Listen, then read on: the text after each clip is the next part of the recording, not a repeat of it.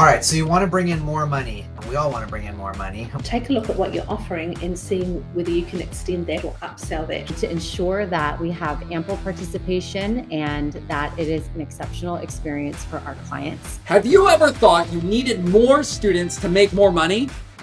I sure did, but it turns out I was totally wrong. In today's video, I'm going to reveal the surprising strategy that helped me make more money, and I did it all without getting more students. Hey, I am Nick, and in this video, we are uncovering the strategies that allow music school owners to make more money without constantly chasing new students. You don't need a bigger client base to grow your profits. It's all about tapping into untapped revenue streams and working smarter, not harder. And so we have interviewed some of our top music school coaches from our Build a Music School membership. And you guys, these are school owners who have cracked the code on building not just large schools, but sustainable and profitable ones. We're talking about schools that have grown from like 300 to 500 and 1,200 to 2,000 and even 5,000 and more students. And they've done it by diversifying their revenue beyond just music lessons. So stick around until the very end, because actually I'm going to share with you the exact strategy that boosted my income without constantly chasing after new students. Trust me, you don't want to miss this. So grab that pen and paper, because you're going to be getting ideas that are going to change the way you think about growing your school. Let's dive in. All right, so you want to bring in more money. We all want to bring in more money, more income. And there's a lot of ways that you can do that. I know that your first thought is probably, well, you just need more students, right? Whether it's you have 50 students and you want to get to 100 students, or you have 200 students and you want to get to 400 students. A lot of our mindset has always been wrapped around, if we get more students, then we're going to have a higher revenue. And part of that is true, right? You need to hit a certain threshold of students to be able to pay a lot of your bills, your rent or mortgage, your admin staff, utilities, all that good stuff. And in addition to that, there are also ways that you can generate some income with the current students that you have, not just getting more students. So 3 things we're going to talk about increasing your revenue with the current students that you have.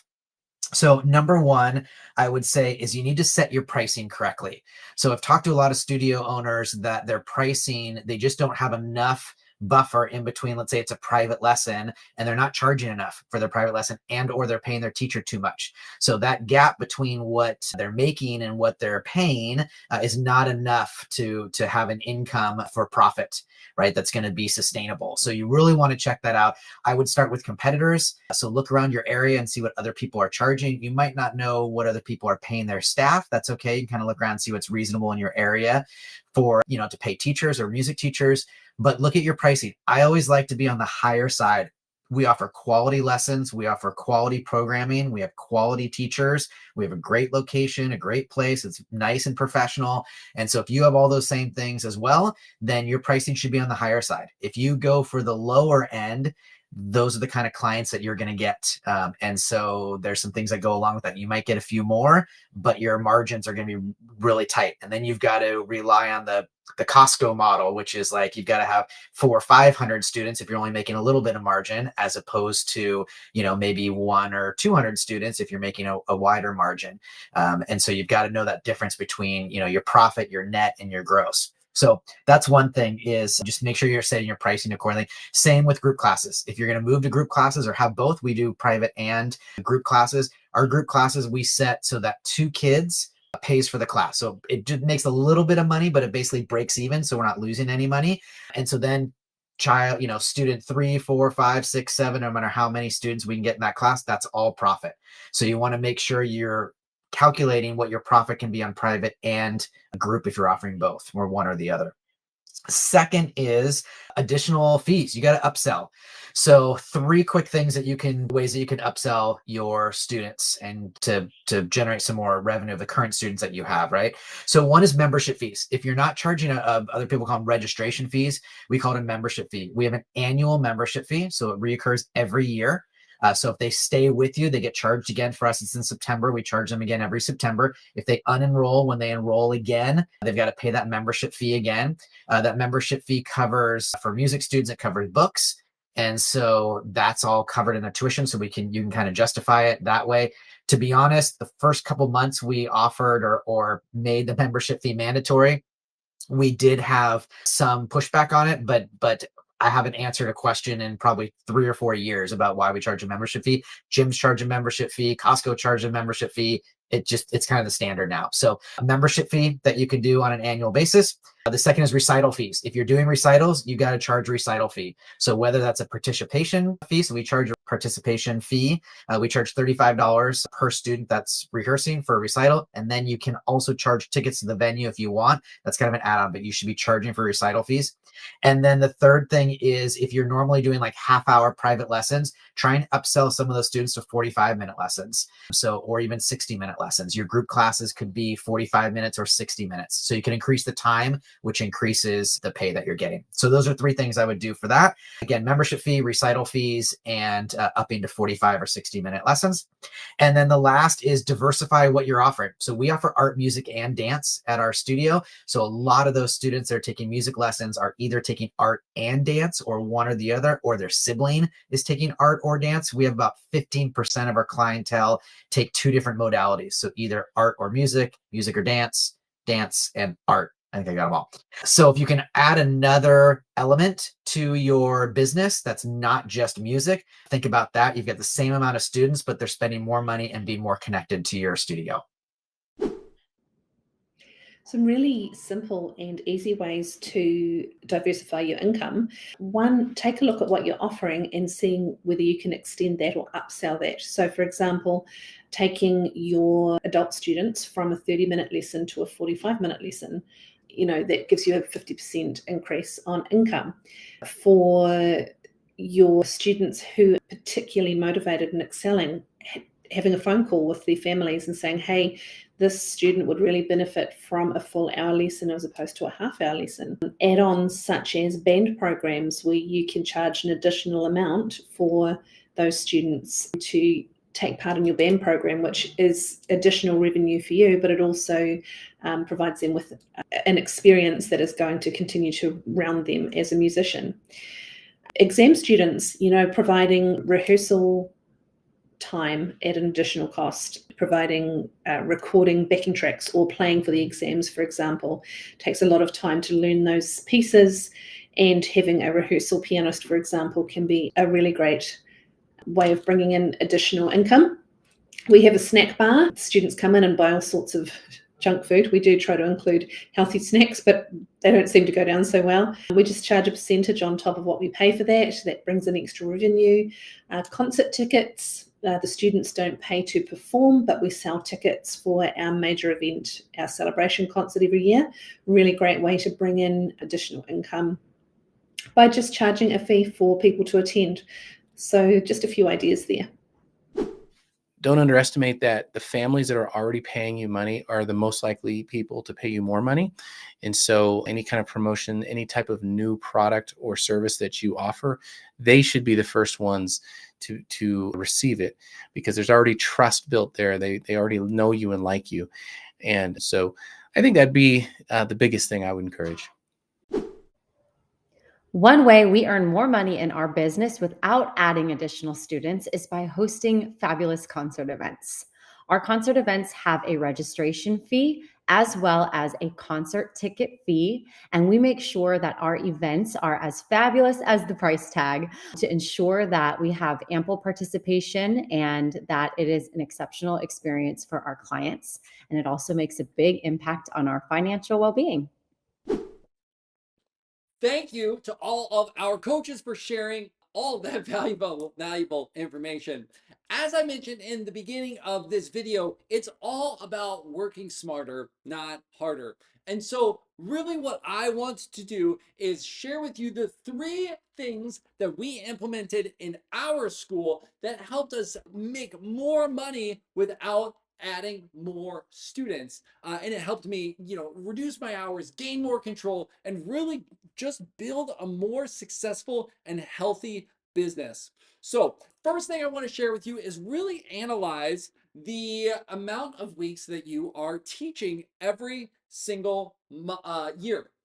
So for example, we used to teach 48 weeks out of the year at our school. And really one of the things that we started doing is paying attention to how many, of our students were out each and every year, and how many lessons were we missing, and the overall value that we were giving based on what we were charging. And so what we actually decided as a school to just really help give more value to our teachers and to our staff, and honestly really be able to just meet sort of where we were at within the school, is to take that 48 weeks and we were like, well, what if we just went down to 46? Now our teachers feel less burnout because they're teaching less, but the school is actually going to be making more money because we didn't reduce the amount that we were charging the families each and every year. So what we did, went down to 46 weeks, kept the overall cost of our tuition the same,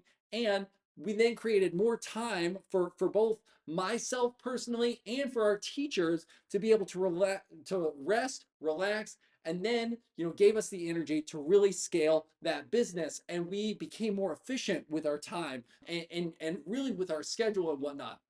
And so, yeah, think about how many weeks are you teaching each and every year, and maybe consider, well, what would it look like if I dropped it down 1, 2, 3, 4 weeks out of a year? Because then your profit is just going to absolutely skyrocket because you'll be able to teach less while making either the same or more in your business.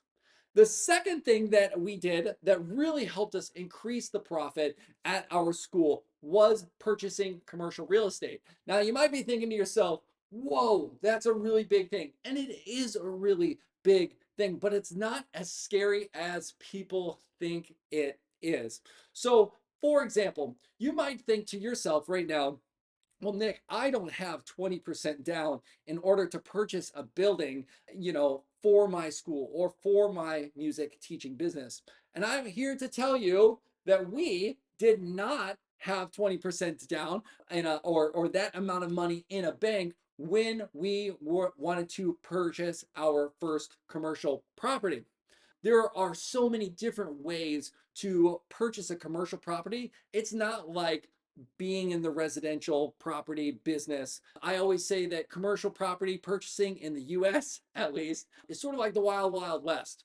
And really, whether you are renting or whether you are owning your commercial real estate, here is the thing you need to know. You are in the real estate business. Now, what do I mean by that? Well, if you are renting a building, you are in the commercial real estate business by helping somebody else who owns that building continue to build an asset for themselves. You are on the wrong side of the real estate business, where if you are the one who owns that building, you are actually building an asset and potentially even a retirement plan for when you are ready to sell your school or to sell your business. You can then either lease that building back to whoever owns it. You could do stuff like sell that building. There are so many different approaches you could take in order to really be able to take this thing that you had and really leverage that asset. And so then instead of paying $4,000 a month or five or six or whatever it is to somebody else to build an asset, what you're actually doing is taking that money and you are building an asset of your own because you are ultimately going to own that commercial real estate. And then the third and final thing I want to share with you is all around concerts. So my encouragement to you would be to start charging for your concerts. Now, you might be thinking to yourself, oh my goodness, Nick, that is terrifying. I don't know if I want to do that. I think that we would get a lot of pushback from our families if we were to start charging for our concerts. Well, here is the deal. Our concerts at our school are epic. Fog machines, lights, like big screens, like all the things that make it feel like a total rock show. We are giving tons and tons of value, and our team is pouring tons and tons of time, hours, all that sort of stuff into our concerts. And we do 2 concerts a year, and they cost us thousands of dollars to run. So every year we would, be spending thousands upon thousands of dollars on running these concerts and not getting anything for it. And so what we did is we said, okay, well, what if we started charging tickets for people to come in and come in and see their students perform. Well, did we get some pushback? Yes, but it was 1 or 2 families who didn't want to pay for those tickets because those concerts were so valuable and the parents saw the value in that. Now, there are other people in the Build a Music School membership who view it a little differently, and they'll go, well, we're going to charge a student recital fee, right? It's a flat rate. There are some people like myself who charge tickets, so to get people in the door, and then there are some people who honestly do both, and so that really maximizes the profit on those concerts. But just remember that you are putting in loads of time and effort and work into creating and curating this like beautiful experience for your students. And quite honestly, you deserve to have some of that time compensated for. And so, yes, you may get a little bit of pushback, but fear not. Like I firmly believe that your families are going to look at what you're doing and say, you know what, this is worth it. And we're willing to spend, $10, $15, $20 per ticket in order to come see my amazing student perform. All right, so those are the big 3 things that I would have for you that are going to help you diversify your income and help you make a little bit more each and every year. And so if you're here right now and you're watching and you're going, okay, I'm in, I want to diversify my income, but like I need some step-by-step instructions on like how would I go about, purchasing commercial real estate, or how would I go about charging people for tickets? What are the systems around that? Or like emails that I have to send out to lower my, go from 48 weeks to 44 weeks per year. Then what I want you to do is I want you to click the link somewhere in this video here and claim your trial into the Build a Music School membership. And I want you to head straight over to Module 7, which is all around diversifying your income, and really get stuck in there. Really get some ideas on how can you grow your income, grow your profit without adding any more students. I can't wait to see you in the Build a Music School membership.